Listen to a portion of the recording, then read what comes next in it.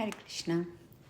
पौराणिक कथाओं के अंतर्गत आज हम बात करेंगे राजा पृथु की, जो अपने पिता वेन की दाहिनी भुजा के मंथन से पैदा हुए थे।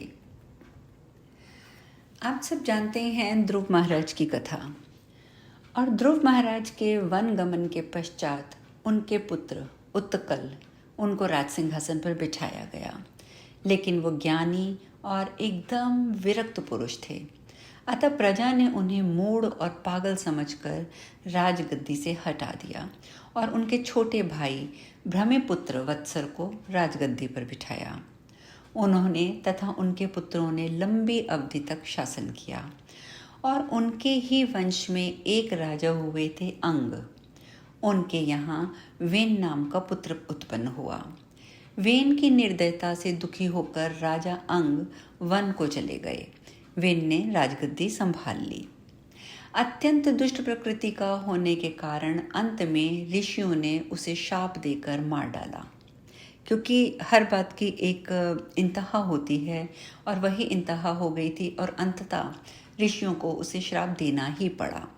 वेन की कोई संतान नहीं थी, अतः उसकी दाहिनी भुजा का मंथन किया गया और तब वहाँ से एक पुत्र उत्पन्न हुआ जिसका नाम रखा गया पृथु। और यही जो पृथु महाराज थे, ये बाद में अच्छे एक महाराज बने। ध्रुव महाराज के वंश में वेन जैसा क्रूर जीव पैदा कैसे हो गया, ये तो बहुत सोचने का विषय है ना, क्योंकि आप जानते हैं कि ध्रुव महाराज जो कि एक जिनको कह सकते हैं कि महान भक्त थे भगवान के, तो उनके वंश में ऐसा क्रूर जीव पैदा होना ये एक आश्चर्य की बात थी। और इसके पीछे रहस्य क्या है और ये जानने की इच्छा स्वाभाविक भी है। कहते हैं अंग राजा ने अपनी प्रजा को बहुत सुखी रखा था। एक बार उन्होंने अश्वमेध यज्ञ किया। उस समय देवताओं ने अपना भाग ग्रहण नहीं किया, क्योंकि अंग राजा के कोई संतान नहीं थी। मुनियों के कथानुसार अंग राजा ने उस यज्ञ को अधूरा छोड़कर पुत्र प्राप्ति के लिए दूसरा यज्ञ किया और आहुति देते समय यज्ञ में से एक दिव्य पुरुष प्रकट हुआ। उसने राजा को खीर से भरा हुआ एक पात्र दिया। राजा ने खीर का पात्र लेकर सूंघा, फिर उसे अपनी पत्नी को दे दिया और पत्नी ने उस खीर को ग्रहण किया। समय आने पर उसके गर्भ से एक पुत्र हुआ, किंतु माता अधर्मी वंश की पुत्री थी। इसी कारण वह संतान अधर्मी हुई। इसी अंगराजा का पुत्र वेन था। वेन के वंश से राजा पृथु की हस्तरेखाओं तथा पांव में कमल चिन्ह था, हाथ में चक्र का चिन्ह था। वे भगवान विष्णु के ही अंश थे। ब्राह्मणों ने राजा पृथु का राज्याभिषेक करके सम्राट बना दिया। उस समय पृथ्वी अन्नहीन थी, प्रजा भूखी मर रही थी। प्रजा का करुण क्रंदन सुनकर राजा पृथु अत्यंत दुखी हुए। जब उन्हें मालूम हुआ कि पृथ्वी माता ने अन्न औषधि आदि को अपने उदर में छिपा लिया है, तो वे धनुष बाण लेकर पृथ्वी को मारने के लिए दौड़ पड़े। पृथ्वी ने जब देखा तब अब उसकी रक्षा करने वाला कोई नहीं है, तो वह राजा पृथु की शरण में खुद ही आ गई। जीवन दान की याचना करती हुई वह बोली, मुझे मारकर आपकी प्रजा को सिर्फ जल ही मिलेगा और जल से आप प्रजा को कैसे जीवित रख पाओगे। पृथु ने कहा, स्त्री पर हाथ उठाना अवश्य ही अनुचित है, लेकिन जो पालन करता अन्य प्राणियों के साथ निर्दयता का व्यवहार करता है, उसे दंड देना भी आवश्यक है। पृथ्वी ने राजा को नमस्कार करके कहा कि महाराज, आप मेरा दोहन कीजिए और दोहन करके आप सब कुछ प्राप्त कर लेंगे। आपको मेरे योग्य बछड़ा और दोहन पात्र का प्रबंध करना होगा। मेरी संपूर्ण संपदा को दुराचारी चोर लूट रहे थे, अतः मैंने वह सामग्री अपने गर्भ में सुरक्षित की है। मुझे आप समतल बना दीजिए। राजा पृथु संतुष्ट हुए। उन्होंने मनु को बछड़ा बनाया और स्वयं अपने हाथ से पृथ्वी का दोहन करके अपार धन धान्य प्राप्त किया। फिर देवताओं और महर्षियों को भी पृथ्वी के योग्य बछड़ा बनाकर विभिन्न वनस्पतियां, अमृत, सुवर्ण आदि इच्छित वस्तुएं प्राप्त की। उन्होंने पृथ्वी को अपनी कन्या के रूप में भी स्वीकार कर लिया। पृथ्वी को समतल बनाकर पृथु ने स्वयं पिता की भांति प्रजाजनों के कल्याण एवं पालन पोषण का कर्तव्य पूर्ण किया। राजा पृथु ने 100 अश्वमेध यज्ञ किए। स्वयं भगवान विष्णु उन यज्ञों में आए और साथ ही सब देवता भी आए। पृथु के इस उत्कर्ष को देखकर इंद्र को ईर्ष्या होने लगी।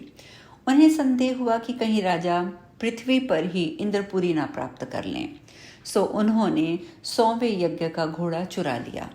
जब इंद्र घोड़ा लेकर आकाश मार्ग से भाग रहे थे तो अत्रि ऋषि ने उन्हें देख लिया। उन्होंने राजा को बताया और इंद्र को पकड़ने के लिए कहा। राजा ने अपने पुत्र को आदेश दिया। पृथु कुमार ने भागते हुए इंद्र का पीछा किया। इंद्र ने वेश बदल रखा था। पृथु के पुत्र ने जब देखा कि भागने वाला जटाजूट एवं भस्म लगाए हुए है तो उसे धार्मिक व्यक्ति समझकर बाण चलाना उपयुक्त उसने ना समझा और वह लौट आया। तब अत्रि मुनि ने उसे पुनः पकड़ने के लिए भेजा। फिर से पीछा करते हुए पृथु कुमार ने को देखकर इंद्र घोड़े को वहीं छोड़कर स्वयं अंतर्ध्यान हो गए। पृथु कुमार अश्व को लेकर यज्ञशाला में आए। सभी ने उनके पराक्रम की स्तुति की। अश्व को पशुशाला में बांध दिया गया। इंद्र ने छिपकर पुनः अश्व को चुरा लिया। अत्रि ऋषि ने यह देखा तो पृथु कुमार को पुनः बता दिया। पृथु कुमार ने इंद्र को बाण का लक्ष्य बनाया तो इंद्र ने अश्व को छोड़ दिया और भाग गए। इंद्र के इस षड्यंत्र का पता पृथु को चला तो उन्हें बहुत क्रोध आया। ऋषियों ने राजा को शांत किया और कहा कि आप तो व्रती हैं, यज्ञ पशु के अतिरिक्त आप किसी का भी वध नहीं कर सकते, लेकिन हम मंत्र के द्वारा इंद्र को ही हवन कुंड में भस्म किए देते हैं। और ये कहकर ऋत्विजों ने मंत्र से इंद्र का आवाहन किया। वे आहुति डालना ही चाहते थे कि ब्रह्मा प्रकट हो गए। उन्होंने सबको रोक दिया। उन्होंने पृथु से कहा, तुम और इंद्र दोनों ही परमात्मा के अंश हो। तुम तो मोक्ष के अभिलाषी हो। इन यज्ञों की आवश्यकता क्या है? तुम्हारा ये 100वां यज्ञ पूर्ण नहीं हुआ है। चिंता मत करो, यज्ञ को रोक दो। इंद्र के पाखंड से जो अधर्म उत्पन्न हो रहा है उसका नाश करो। भगवान विष्णु स्वयं इंद्र को साथ लेकर पृथु की यज्ञशाला में प्रकट हुए। उन्होंने पृथु से कहा, मैं तुम पर बहुत प्रसन्न हूँ। यज्ञ में विघ्न डालने वाले इंद्र को तुम क्षमा कर दो। राजा का धर्म प्रजा की रक्षा करना है। तुम तत्वज्ञानी हो, भगवत प्रेमी, शत्रु को भी समभाव से देखते हो। तुम मेरे परम भक्त हो, तुम्हारी जो इच्छा हो वह मांग लो। राजा पृथु भगवान विष्णु के वचनों से अत्यंत प्रसन्न हुए। इंद्र लज्जित होकर राजा पृथु के चरणों में बैठ गए। पृथु ने उन्हें उठाकर अपने गले से लगा लिया। राजा पृथु ने भगवान विष्णु से कहा, भगवान, सांसारिक भोगों का वरदान मुझे नहीं चाहिए। यदि आप देना ही चाहते हैं तो मुझे सहस्त्र कान दीजिए, जिससे आपका कीर्तन, कथा, गुणगान हजारों कानों से श्रवण करता रहूं। इसके अतिरिक्त मुझे और कुछ भी नहीं चाहिए। भगवान विष्णु ने कहा, राजन, तुम्हारी अविचल भक्ति से मैं अभिभूत हुआ।